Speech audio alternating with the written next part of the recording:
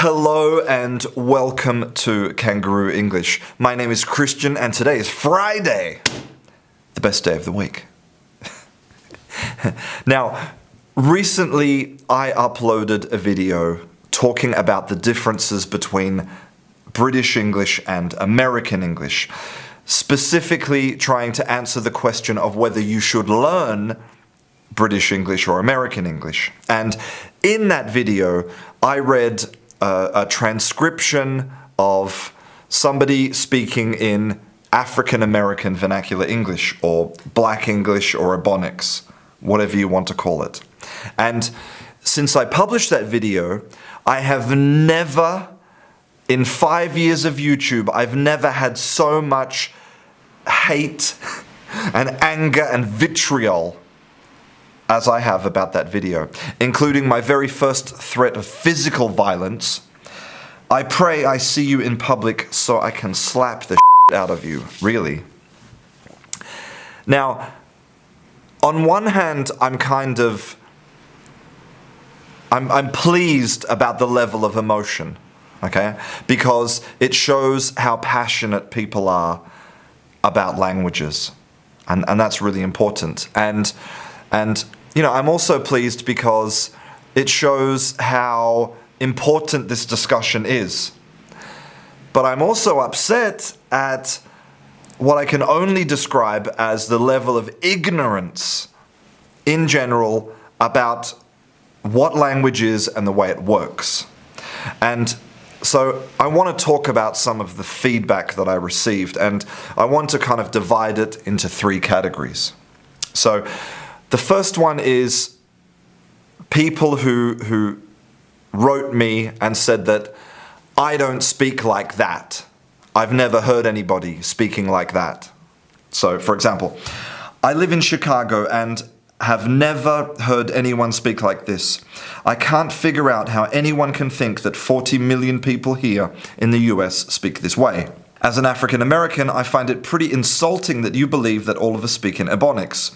That is far from the case, and while you would be able to find certain communities that do, the vast majority of us do not. I am Black, and I do not speak like that.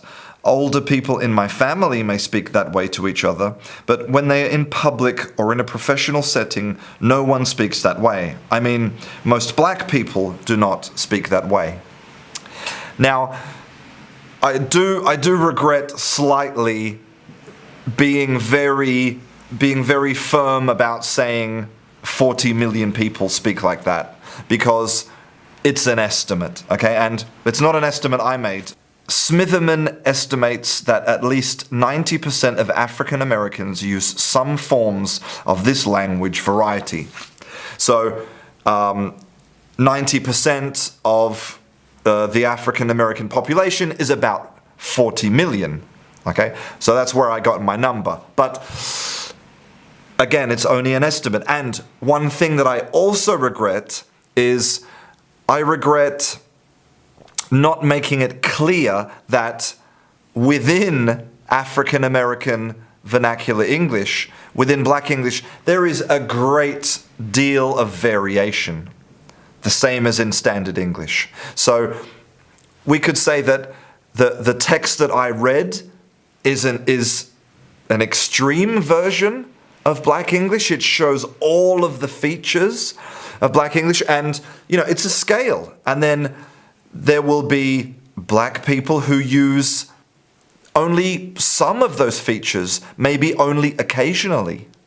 And let's not forget that there are also white people who speak using African American vernacular English if they grow up in communities where that language is common.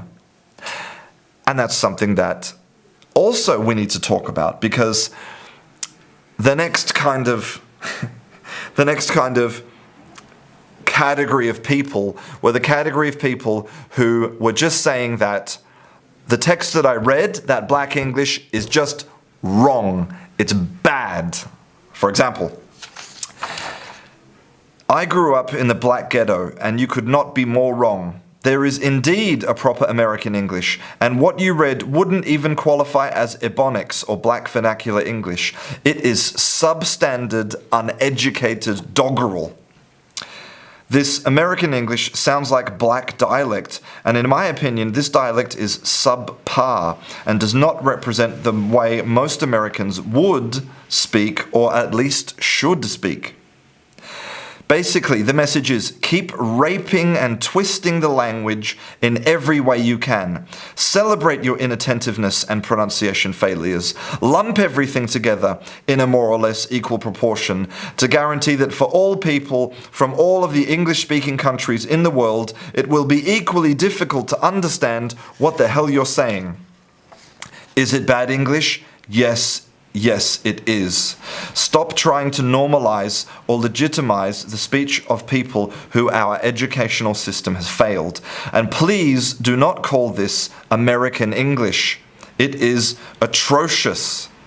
Anyone can learn how to correctly conjugate irregular verbs, as well as the regular ones. Whether or not they choose to do so, that's up to them. Legitimizing bad English on the base of race is not good ever. And this really strikes at the heart of the issue here, which is the complete lack of understanding about how language works. First thing, people who speak in this way do not choose to speak in that way. Okay? Do you understand that? People grow up speaking like the people around them. Don't you think it would be a bit weird if somebody grew up in Texas with a Scottish accent? Is there anybody in central London, a little 4-year-old going, well, you know what? I think I'm going to speak with a Canadian accent. Why not? That's how absurd it is, okay? Language is a social construct, and the way you speak, the grammar you use, your pronunciation, everything is based on all of your life experiences. Where you live, who you hang around with, what level of education you have, your socioeconomic status, all of these things come into play to decide how you speak. You do not choose to speak in a particular way. But another thing that I didn't mention in the previous video is that a lot of people who do speak Black English are really good at code switching. Code switching means that, when you're with a certain group of people, you speak in one way, and when you're with another group of people, you speak in a different way. And that's normal. In fact, we all do it. For example, I speak differently with my friends than I do if I'm talking to a policeman or I'm going to a job interview. I use different language, different constructs. That's normal. And a lot of people who might, when they're in that community, they might speak, with all of the features of African American vernacular English. When they go to maybe university or a job interview or whatever, they'll change the way they speak. We all do it. It's normal. Barack Obama was famous for doing that. This doesn't mean that you're being inauthentic or somehow being fake. It's just a natural part of being in society. It's like changing your clothes. You don't go to a job interview wearing your pajamas. You don't go to bed wearing a suit. Exactly the same thing. Social constructs. Now, I need to talk about the third category. Okay, so the third category is people who were very clear about this thing called standard English. And again, I regret a little bit suggesting that maybe there wasn't such a thing as standard English. Yes, there is a standard English. But again, standard English has a huge amount of variation because standard English is spoken by an enormous amount of people, and people are people, and so they're unpredictable, and they are also subject to social pressures, and the need to change the way they speak for different reasons, like, for example, where they live, who they hang out with, their social status, their level of education, etc., etc. So this third group were very clear about how standard English, especially specific forms of standard English, is the best. People prefer American and London accents. Why? Because of the neutrality of the accents. The British RP standard is the perfect English model, and the American and the rest are colloquial. Unfortunately, quality education is not available for all in the world. Thus, the English is corrupted. American Standard English varies in certain respects from British Standard English. It gives precision to expression, saying exactly what you want to say in a way that others can understand. So much to say, but the only thing to say really is that this is plain and simple a form of prejudice. And prejudice is something that you learn. It's something that you are taught. No children grow up, if they're left alone, grow up thinking that one accent or one way of speaking is superior to another one. That's something that you are conditioned to believe by your culture. And a truly enlightened person, a person who really sees the world for how it is, does not associate two things that have no relation with each other. A truly enlightened person is able to separate their culture from their perspectives on the world. Let me give you a simple example. So imagine if you go to Japan and you sit down in a restaurant and the Japanese waiter brings you some local Japanese food. What does he bring you? He brings you the delicious eyeballs of a tuna. Ugh, right, gross. Ugh, tuna eyeballs. So Japanese, so weird, so gross. That's the entree. Now comes the main course, the Japanese main course. It is the sperm sacs of the codfish. Yep, another fish. This time reading the sperm sacs filled with that delicious white gooey sperm. You put it in your mouth and it explodes with spermy gooey goodness. Pretty gross, right? Well, gross. Well, let me tell you about another international dish that you might enjoy. What we do is we take this beautiful white bird and we kill it, and then we cut it into strips and we fry it. And then while the bird is frying, we take the unfertilized babies, the unfertilized embryos of the beautiful white bird, and we boil them in water. And then we take this poor white bird and this unfertilized embryo, unfertilized baby, and we put them together on lettuce. Well, guess what? I've just described a delicious Caesar salad. Does it sound so weird when it's something from your own culture? When you realize how much of your prejudices are learned, then you can really start to understand the beauty of looking at language from an objective point of view. See the beauty in the way that we play with language and how each community has their own poetry, way of speaking.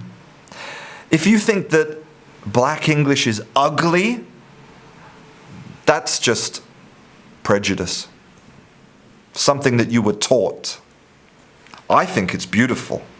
I think it's an expression of the way that human language connects with culture, and it tells us everything about what it is to be alive. And just for those people who still think that standard English is so beautiful and so wonderful, I'm going to read you a transcript of standard English. Just the same as I read a transcript of African American English in the previous video. We were like 40 minutes into like the flight, and then like all of a sudden like we like heard this like big like thump, and like the aeroplane kind of like started moving a lot of turbulence, and then they announced, they were like, oh yeah, we just hit a flock of birds and we're gonna have to like go back to the airport. And everyone was like, oh my God. Is that the beautiful standard American English that you were hoping for? When you realize that we have this thing called language, and within language we have really fantastic speakers who can produce poetry from their mouth, from their brains directly to their mouths, and then at the other end we have people who are not very good at expressing themselves. And then you realize again that this variation has nothing to do with a British accent or an American accent or standard English or African American English.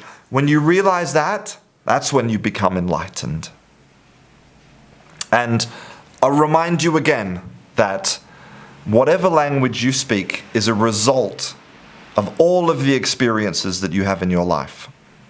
And you should never feel ashamed of the way you speak if you can successfully communicate. Because that is the reason we have language, for communication. If you're communicating, you are fulfilling the very reason for language to exist, and nothing else matters. Everything else is just prejudice and ignorance and bigotry. Whoa, that was a little bit deep and a little bit heavy for a Friday. I think it's time to go and have a whiskey now. I'm Christian, this is Canguro English, and I'll see you in class. Sometimes I'm at the peak and other times I'm about to fall. Sometimes I gotta wonder what I'm doing here at all. Sometimes in my mind I just sit here and I'm guessing. How can I find the answers? I don't even got the questions. Sometimes I'm at the peak and other times I'm about to fall. Sometimes I gotta wonder